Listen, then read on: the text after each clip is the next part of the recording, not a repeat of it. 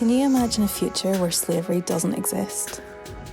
So that men, women and children are not exploited to produce things we use every day. We can. And we believe that together, this dream will become a reality.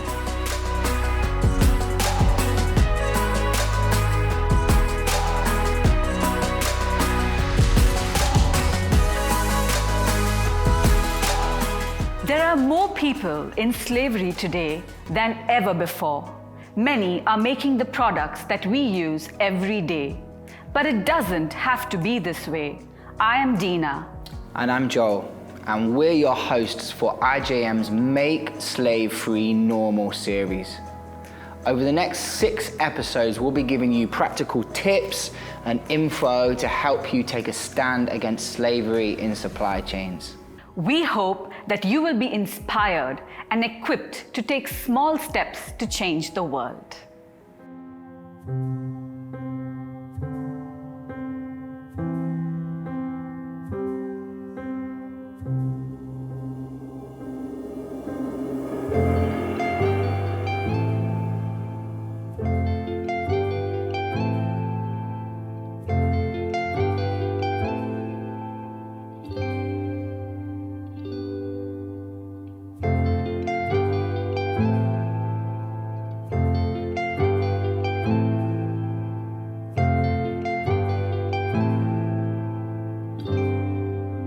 My name is Raja, which means king in English. But I have not always had the luxuries of a king or even the luxuries of an ordinary man. I am a survivor of bonded labor slavery.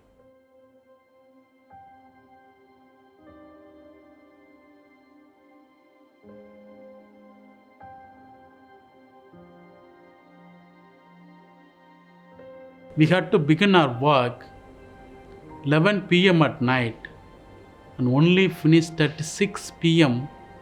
the following evening.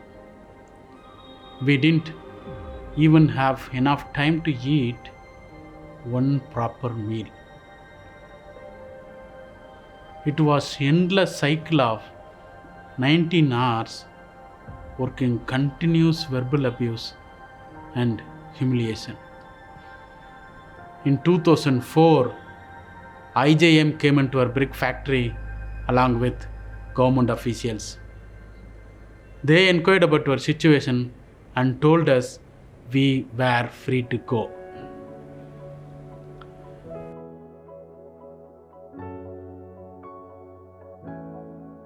I shared my passion with IJM social workers. They encouraged me to try study law. In 2011, I completed a 5-year degree in law. In 2012, IJM Chennai hired me to work as a lawyer. It was my dream come true.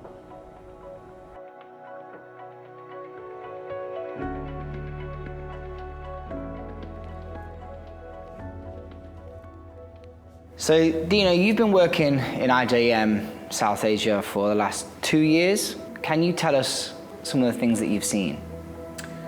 At first, I couldn't believe that slavery existed. I was shocked by the brutality of it. I quit my corporate career to join IJM and was really shocked at the reality. And as a woman, it was really painful for me to witness the pain of other women. So most of us have never seen any of this firsthand. It's hard to really get your head around. I remember meeting a survivor, Papama. She was in a brick kiln for almost 5 years. She and her husband weren't even allowed to leave the brick kiln. It was heartbreaking. In fact, she had to work even through her miscarriage. It was awful. Factory ಬಿಟ್ಟು ನೀನು ಯಾಕಮ್ಮ ಹೋಗಿದ್ದೆ ಆ ಕಡೆಗೆ ಅಂತ ಹೇಳ್ಬಿಟ್ಟಿದ್ದೆ, ಬಾಯಿಗೆ ಬಂದಂಗೆ ಬೈದೆ. ಈ ಫ್ಯಾಕ್ಟ್ರಿಲೇ ಇರಬೇಕು, ನಿಮ್ಗೇನು ಕೆಲಸ, ಇನ್ನೊಬ್ರ ಹತ್ರ ಏನಂತ ಮಾತಾಡಬೇಕು ನೀವು ಅಂತ ಹೇಳ್ಬಿಟ್ಟಿದ್ದೆ. ಹೊಡೆದ್ಬಿಟ್ರು, ಚಪ್ಪಲಿ ಕಾಲೆಲ್ಲ ಒದ್ಬಿಟ್ಟು ಕೆಳಗೆ ಇಳ್ದು ತಲೆ ಮೇಲೆ ಹೊಡೆದಾಕ್ಬಿಟ್ರು. ತಲೆ ಮೇಲೆ ಹೊಡೆದಾಕ್ಬಿಟ್ಟು ಇನ್ನೊಂದ್ಸಲ ಇದು ಮಾಡ್ಕೊಂಡು ಫ್ಯಾಕ್ಟ್ರಿ ಈಚೆ ಹೋಗಿ ನೋಡ್ರಿ ಯಾರು ಒಬ್ರು.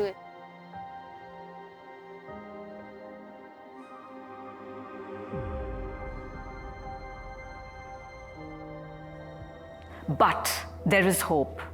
Papa Ma now is a rescued bonded laborer, and she is leading a movement and setting others free. I am so glad to be working alongside her in this fight. So I used to think that slavery was something in the past. That was something that happened ages ago that had nothing to do with me. Until I realized that 77% of businesses believe there is a likelihood of slavery occurring in their supply chains. And I realized this has everything to do with me. It's in the products that I use every day. But it doesn't have to be this way. Like us and everyone at IJM, you're here because you believe in a better world. We spoke to founding director of Walk Free Foundation, Grace Forrest, about why some of the products are more at risk. Hi, my name's Grace Forrest and I'm the co-founder and director of Walk Free. We are an international human rights group focused on the eradication of modern slavery in all its forms in our lifetime. Modern slavery exists today on a totally unprecedented scale.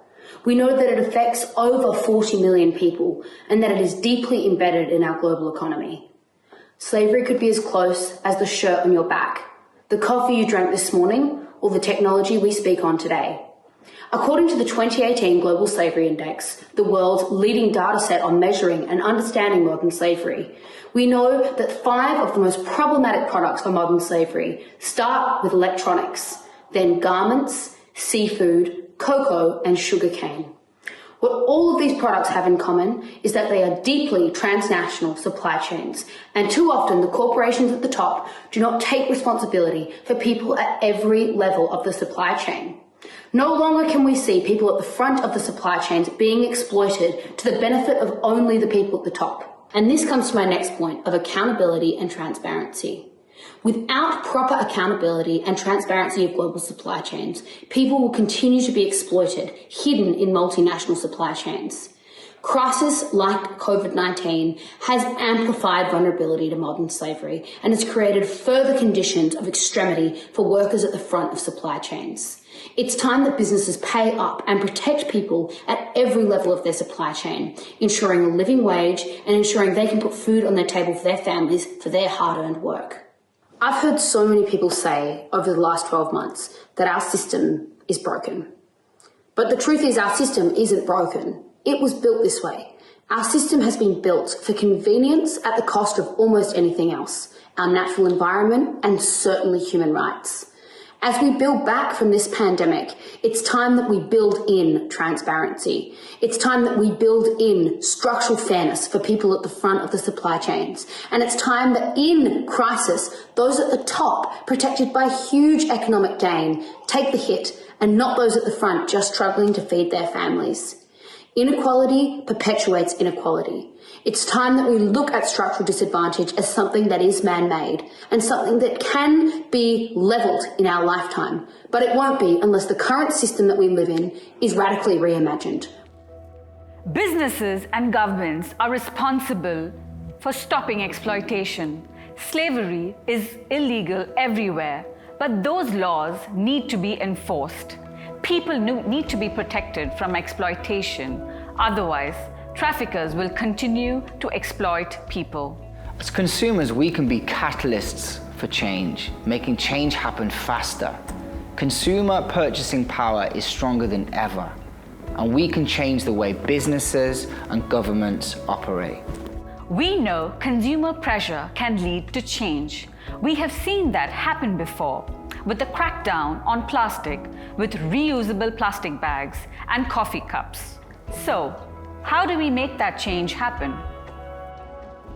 36 countries took steps to address forced labor in supply chains, as against just 4 in 2016, according to the Global Slavery Index. We know that change is possible. So stick with us over the next 5 episodes to receive practical steps on how to spark change.